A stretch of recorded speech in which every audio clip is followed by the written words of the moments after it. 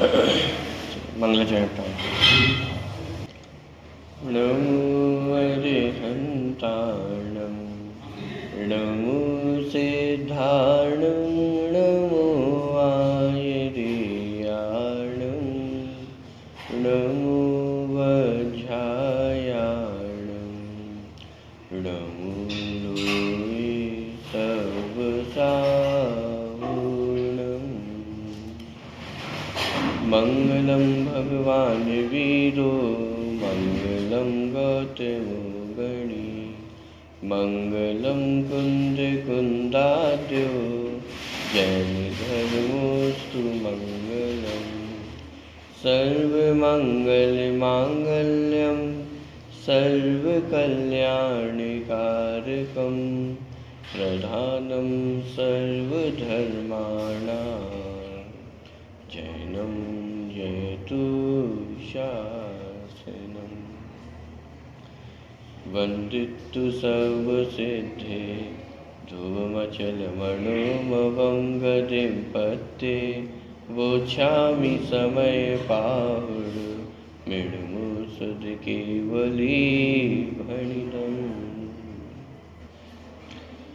13वीं गाथा की चर्चा अपनी चल रही थी और उसके पश्चात जो कलश आया था उसकी चर्चा अपन ने प्रारंभ की थी।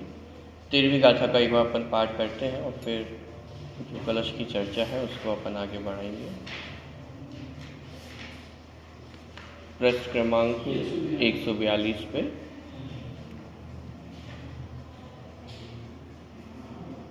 गाथा का पाठ यहाँ से करते हैं।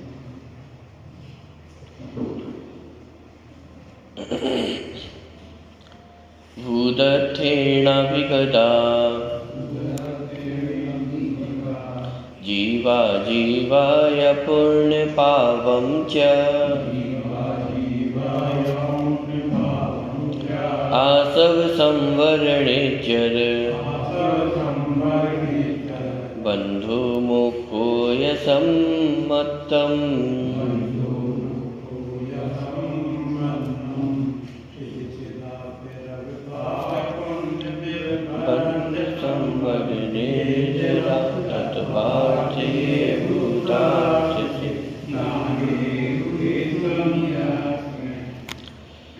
भूदर्थेण अभिगता भूतार्थ से जाने हुए जीव अजीव पुण्य पाप आश्रव संवर निर्जरा बंध और मोक्ष ये सभी सम्यक्त्व माने भूतार्थ ऐसे जाने हुए 9 तत्व ही सम्यक्त्व है। ये मूल गाथा का अपना विषय था।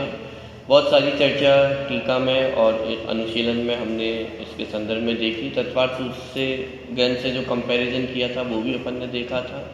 इसके अलावा भूतार्थ ऐसे 9 तत्वों को जानना अर्थात एक ज्ञायक भाव को जानना, उसमें एक ज्ञायक भाव ही प्रकाशमान होता है। वास्तव में भूतार्थ ऐसे देखने पर 9 तत्व दिखाई ही नहीं देते हैं। उनमें व्याप्त एक जो चैतन्य ज्योति है वही दिखाई देती है और वही उद्योतमान होती है। अब यही चर्चा जो आगे 8वें नंबर का कलश आया है उसमें ली गई है। पृष्ठ क्रमांक 152 पे 8वें नंबर का कलश जिसमें यही प्रेरणा दी गई है कि जो आत्म ज्योति है उसे ही देखो। माने जो 9 तत्वों में आश्रम बंध में संवर निद्रा मोक्ष में व्याप्त जो आत्म ज्योति है जो छुपी हुई है अनादिकाल से, उस आत्म ज्योति को ही देखो, क्योंकि वो आत्म ज्योति को देखने पर ही सम्यक की प्राप्ति होती है। वही आत्मख्याति है, वही आत्मानुभूति है। तो उस आत्म ज्योति को देखने की प्रेरणा इस 8वें नंबर के कलश में दी गई है। अब इसी अर्थ को पुष्ट करने वाला कलश लिखते हैं और उसमें प्रेरणा देते हैं कि हे भव्य जनों, तुम तो 9 तत्वों में प्रकाशमान एक आत्म ज्योति को ही देखो। 8वें नंबर का कलश पाठ करते हैं। चिरमिति नव तत्व छन्न मुन्नीयमानम्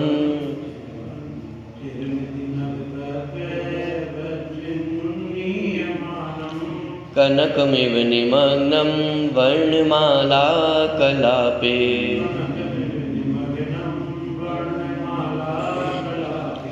अथ सतत विविक्तं दृश्यतामेकरूपम्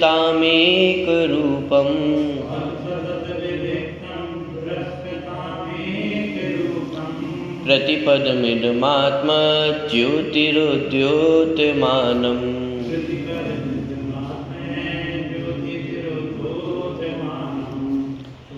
कनक जो छुपा हुआ है बान भेद में, नव तत्वों में छिपी हुई जो आत्म ज्योति है।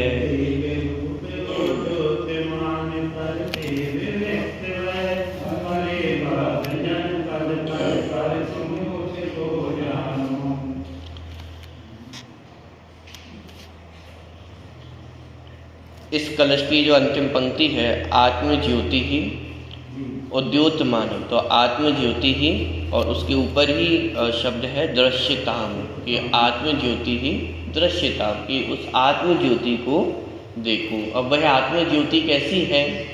नव तत्व छन्न, माने नव तत्वों में आच्छन्न है, छुपी हुई है।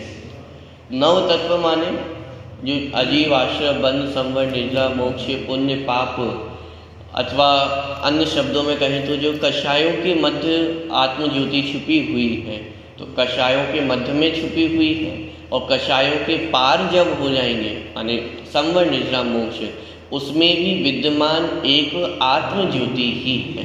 तो वर्तमान में तो चूंकि कषाय ही है, तो ये कहा जाए कषायों में, पाप पुण्य आदि में जो कषाय आत्मज्योति है वह आच्छन्न छुपी हुई है।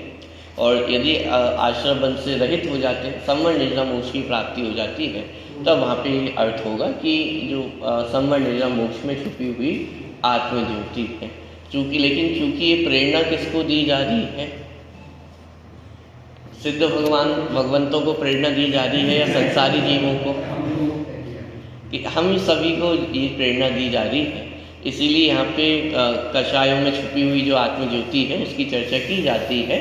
और आगे भी जो हमारी भावना है संवर, निद्रा, मोक्ष को प्रकट करने की, तो उसका लक्ष्य छुड़ाने के लिए कि आश्रयभूत जो उपाधि है वह तो एकमात्र आत्मज्योति ही है। इसीलिए संवर, निद्रा, मोक्ष भी उसमें गर्वित हो जाती है। यद्यपि संवर, निद्रा, मोक्ष प्रकट नहीं हुए हैं, लेकिन फिर भी उनकी चर्चा क्यों की जाती है? क्योंकि उनका आश्रयभूत जो हम लक्ष्य करते हैं वो लक्ष्य छुड़ाने के लिए कि आश्रय करने योग्य तो एकमात्र आत्मज्योति ही है।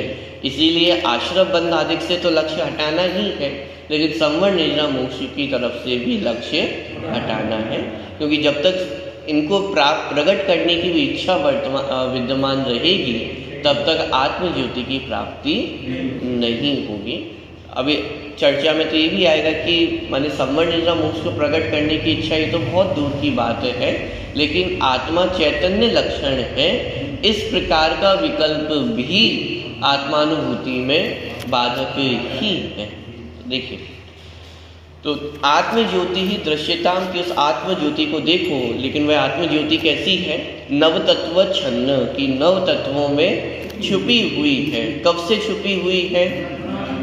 चिरम इति, कि कब से? चिरम, चिरम अर्थात चिरकाल से, यानी अनादि काल से यह जो आत्मज्योति है यह नव तत्वों में छुपी हुई है। अब प्रश्न खड़ा होता है, यदि नव तत्वों में छुपी हुई है तो फिर उसको देखा कैसे जा सकता है? तो छुपी हुई है ना, कि छुपी हुई होने के बाद भी उन्नीयमानम, क्या माने उन्नीयमानम अर्थात इसका अर्थ किया अभी आगे चल करके पांडेराज जी ने कि अनुमान से जानने में आता है। अनुमान से जानने में आता है अर्थात कि आत्मा चैतन्य लक्षण है, वो चैतन्य लक्षण के कारण यह जीव सदा अनुमान से जानने में आता है। उन्नीयमानम, कि वो छुपा हुआ होने पर भी कैसा है? उन्नीयमानम अर्थात जानने में आने वाला है। तो चिरमिति नवतत्व छन्न उन्नीयमानम, कैसे उन्नीयमानम माने कैसे जानने में आता है? तो उसके लिए उदाहरण दिया, कनकम कनकम एव, कि कनक के समान, स्वर्ण के समान। कैसे? कनकम एव निमग्नम वर्णमाला कलापे, कि वर्णमाला कलापे निमग्नम कनकम एव, कि जैसे वर्णमाला में निमग्न स्वर्ण जानने में आता है, उसी प्रकार नव तत्वों में छुपी हुई आत्मा भी जानने में आती है। अब सोना कैसे जानने में आता है? कि जैसे सोना कहाँ पाया जाता है? खान में पाया जाता है। अब जब खान में से उसे निकाला जाता है तो उस समय तो वह अशुद्ध होता है, फिर उसे ताप दिया जाता है और धीरे धीरे करके अशुद्धि दूर होती जाती, जलती चली जाती है और शुद्ध स्वर्ण की प्राप्ति होती चली जाती है। तो जैसे उस किट कालिमा के बीच में भी और उस बदलते हुए रंगों के बीच में भी जो शुद्ध स्वर्ण है वो तो शुद्ध ही रहता है। पूरा इसका एक रूपक तैयार किया आगे चल के बनारसी दास जी ने, कि जैसे खान में से सोना निकाला, उसको थोड़ा तपाया गया, अभी पूरे ताप नहीं दिए लेकिन थोड़ा उसको तपाया तो उसमें कुछ अशुद्धता विद्यमान है और कुछ शुद्धता विद्यमान है। तो यदि किसी पारखी के पास ले जाएंगे, किसी स्वर्णकार के पास ले जाएंगे और उसको बेचने जब अपन जाएंगे तो वो क्या करेगा, कसौटी पे कस करके देखेगा और फिर उसमें जितनी अशुद्धता है उसका ज्ञान भी करेगा और जितनी शुद्धता है उसका ज्ञान भी करेगा और जितनी शुद्धता है उसके अनुसार वह उसको रुपए दे देगा। माने अशुद्धता के बीच में भी वो शुद्धत्व की प्राप्ति व शुद्ध स्वर्ण की जो प्राप्ति है वो हो जाती है। छुपा हुआ कहाँ है, उस अशुद्धता के बीच में ही वह सोना छुपा हुआ है, लेकिन जो पारखी होता है वह उस अशुद्धि में छुपा हुआ स्वर्ण भी देख लेता है। तो वही उदाहरण यहाँ पे दिया कि जैसे वर्ण कलाप में छुपा हुआ जो सोना है उसको जाना जा सकता है, उसी तरह अनादि काल से नव तत्वों में छुपी हुई जो आत्म ज्योति है वह भी प्रकाशित होती है, वह भी जानने में आती है। अथ सतत विविक्तम दृश्यताम एक रूपम प्रतिपदम इदम आत्मज्योति ही उद्योतमानम।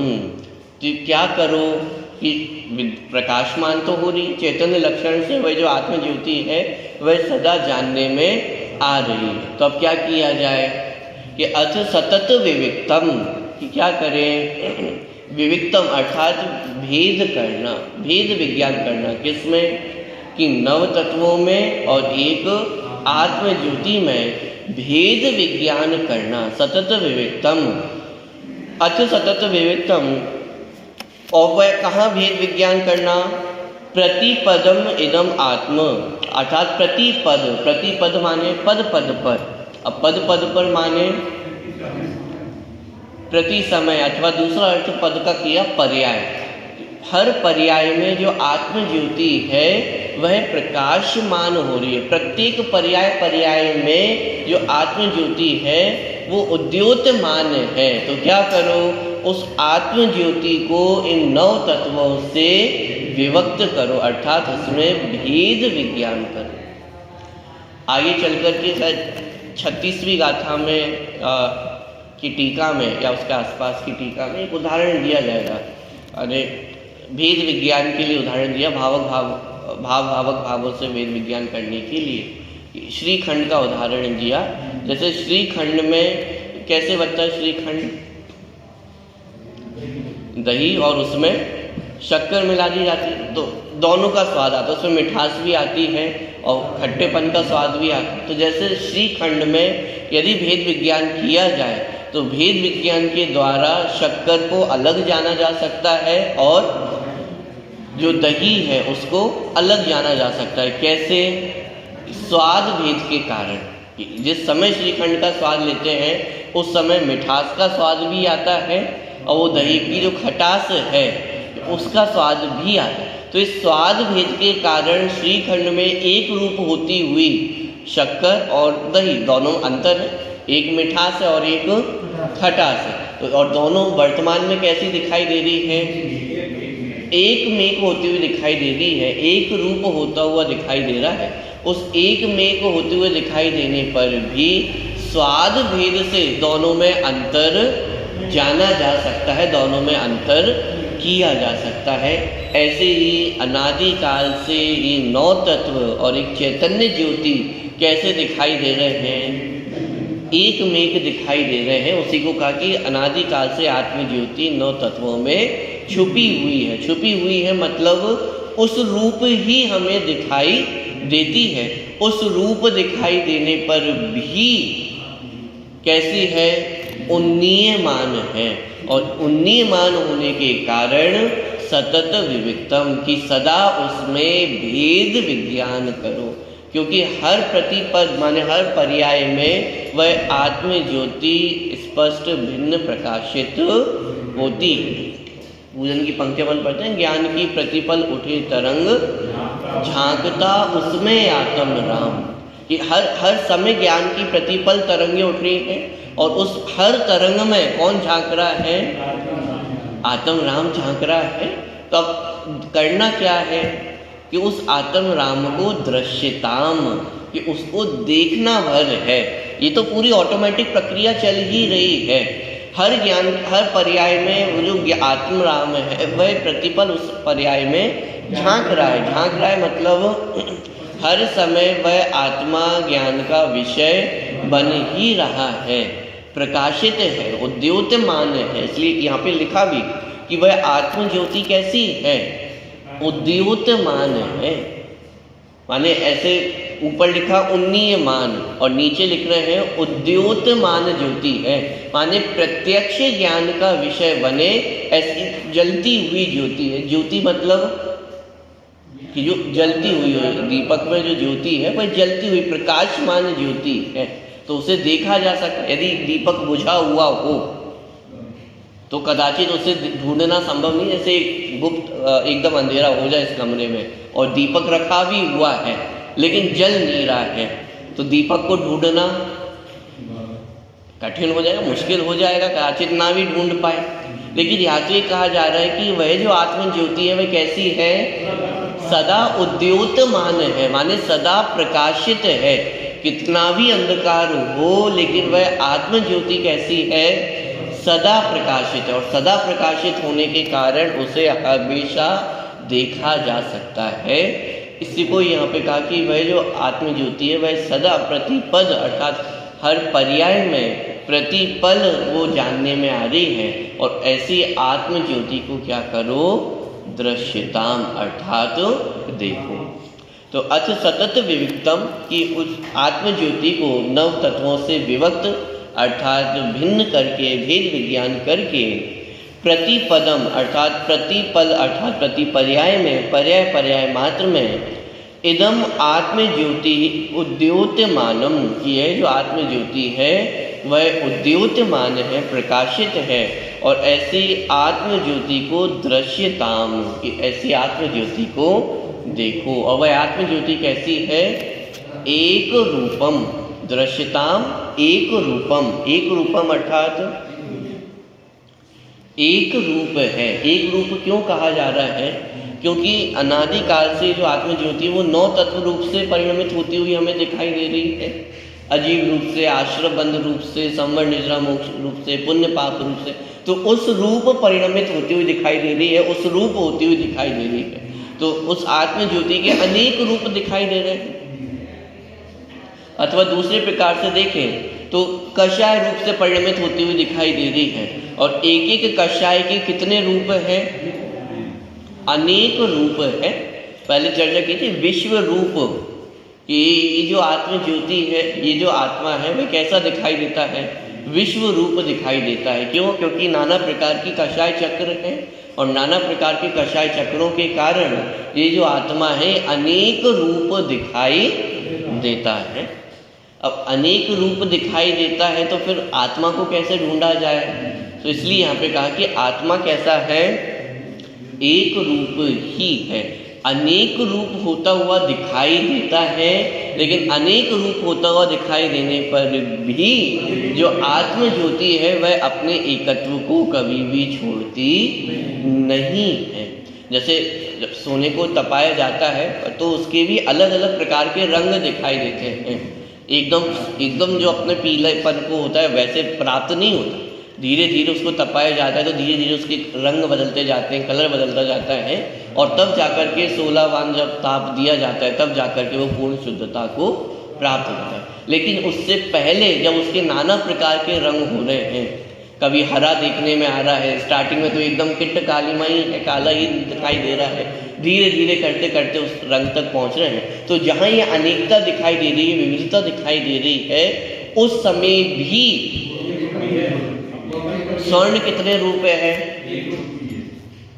कि स्वर्ण तो एक रूप ही है, उसके नाना प्रकार के भेद नहीं होते हैं। उसी प्रकार ये आत्मज्योति भी आश्रम बंध पुण्य पाप रूप होती हुई दिखाई देती है, नाना प्रकार की होती हुई दिखाई देती है। कभी क्रोध वाली दिखाई देती है, कभी मान वाली, कभी माने चार कषाय वाली, मिथ्यात्व वाली दिखाई देती है, 5 पापों से युक्त दिखाई देती है। माने विविध रंग है, नाना प्रकार के रंग दिखाई देते हैं आत्मा के। हम ही अपने अंदर विचार करें तो हर समय नए नए प्रकार के परिणाम उत्पन्न होते हैं, नई नई प्रकार की कषाय उत्पन्न हो रही है।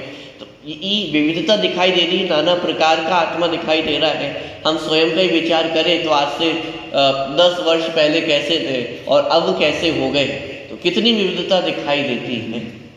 कि इतनी विविधता दिखाई देने पर भी जो आत्म ज्योति है वह कैसी है? एक रूप है। और उस एक रूप आत्म ज्योति को देखो, दृश्यताम, जो आत्म ज्योति है जो कैसी है? उद्योतमान है, सदा प्रकाशित है, ऐसी आत्म ज्योति को देखो। अर्थ पढ़ता हूँ।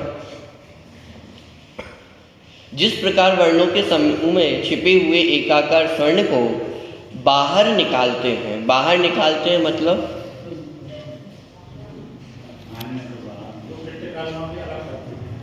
किट कालिमा से अलग करते हैं। तो किट कालिमा से अलग करते हैं, उसी प्रकार नव तत्वों में बहुत समय से छिपी हुई यह आत्म ज्योति शुद्ध नई के द्वारा बाहर निकालकर प्रकट की गई है।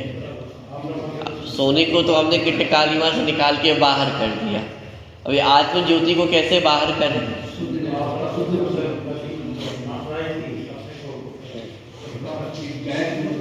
बाहर करने का अर्थ है भिन्न जानना। उसी नव तत्वों में छुपी हुई जो आत्म ज्योति है उसे उन नव तत्वों में से बाहर निकालना है। तो बाहर निकालना मतलब क्या करें? कि जिस समय आश्रम बंदादि के हैं उसी समय जो आत्म ज्योति है वह उनसे भिन्न है। अथ सतत विविक्तम, कि कैसी है? सता माने सतत, हमेशा कैसी है? विविक्तम अर्थात भिन्न है। तो उस भिन्न आत्म ज्योति को भिन्न जानना मात्र है, भिन्न करना भी नहीं है। बाहर निकालने का अर्थ कहीं बाहर निकाल के रख दें ऐसा नहीं है। बाहर निकालना अर्थात भिन्न है और उस भिन्नता को जानना मात्र है। जानते ही वह आत्म ज्योति कैसी हो जाएगी? बाहर हो जाएगी। बात ख्याल में नहीं है? देखिए, तो आत्म ज्योति शुद्ध नय के द्वारा बाहर निकालकर प्रकट की गई है, शुद्ध नय के द्वारा।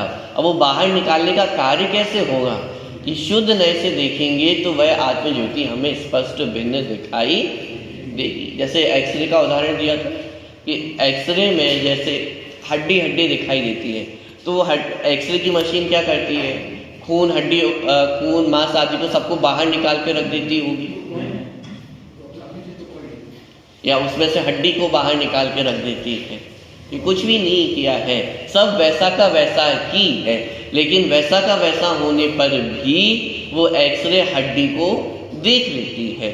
उसी तरह शुद्ध नय के माध्यम से बाहर में वही सब है, अजीव आदि का संयोग है, आश्रम बंध का संयोग है, पुण्य पाप का योग है, ये सारी चीजें संयोग वैसा का वैसा ही है।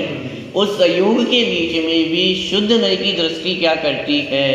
कि वो शुद्धात्मा को बाहर निकाल देती है, माने उस शुद्धात्मा को इन सारे संयोगों से भिन्न जान लेती है। तो शुद्ध नय के द्वारा बाहर निकालकर प्रकट की गई है। और यह आत्मज्योति पद पद पर अर्थात प्रत्येक पर्याय में चित चमत्कार मात्र एक रूप में उद्योतमान है। किस रूप में प्रकाशित है? एक चैतन्य चमत्कार मात्र रूप से उद्योतमान है, प्रकाशित है। कषाय के काल में भी, क्रोध के काल में भी वह आत्मा किस रूप से प्रकाशित है? अब जब व्यवहार नय से देखेंगे तो वह व्यक्ति क्रोधी दिखाई देगा, मानी दिखाई देगा, मिथ्यात्व से युक्त है तो मिथ्या दृष्टि दिखाई देगा। लेकिन उसी समय जब शुद्ध नय से दृष्टि की जाती है तो वह कैसा दिखाई देता है? एक चैतन्य चमत्कार रूप ही दिखाई देता है, उसका और कोई रूप दिखाई नहीं देता है। तो फिर प्रश्न खड़ा हुआ, कौन से रूप को देखना चाहिए? वो क्रोध वाले रूप को देखे या चैतन्य रूप को देखा जाए?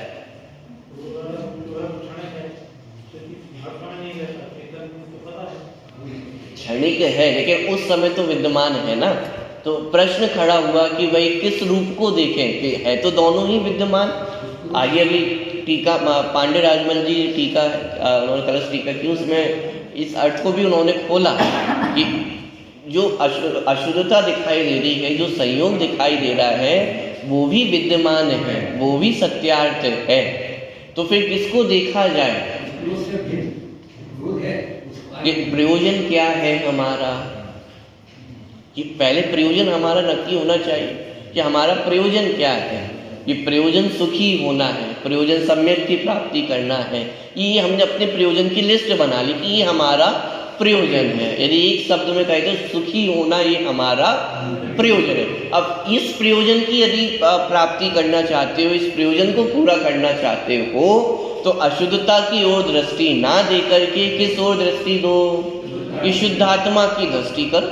शुद्धात्मा की दृष्टि होगी तो जो हमारा प्रयोजन है वो पूरा हो जाएगा, वो सिद्ध हो जाएगा। और यदि प्रयोजन आपका कुछ और अलग हो तो फिर अशुद्धता की ओर भी दृष्टि कर सकते हो, कोई दिक्कत नहीं। लेकिन यदि हमारा प्रयोजन सुखी होने का है तो फिर दृष्टि किसकी ओर करना?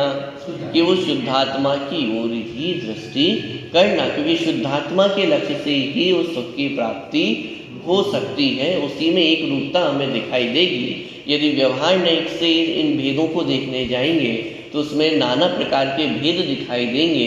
एक आत्म स्वरूप में स्थिर होना संभव नहीं हो पाएगा। तो प्रत्येक पद पद पर अर्थात प्रत्येक पर्याय में चित चमत्कार मात्र एक रूप में उद्योतमान है। इसीलिए हे भव्य जीवों, तुम इसे सदा ही अन्य द्रव्यों एवं उनके आश्रय से होने वाले नैमित्तिक भावों से भिन्न एक रूप देखो। अब यहाँ पे नैमित्तिक भाव का अर्थ क्या? नैमित्तिक भाव मतलब कौन से भाव है नैमित्तिक भाव? राग द्वेष और मोह, राग द्वेष और शुभ और अशुभ, और कुछ भी इसमें शामिल होगा? शुभ अशुभ माने शुभ आशय, शुभ बंध अथवा पुण्य पाप, ये तो नैमित्तिक भावों में लिया ही। लेकिन संवर, निर्जरा और मोक्ष को भी नैमित्तिक भावों में लिया है। तो शुभाशुभ भाव तो है ही, लेकिन शुद्ध भावों को भी यहाँ क्या कहा जा रहा है? नैमित्तिक भाव कहा जा रहा है।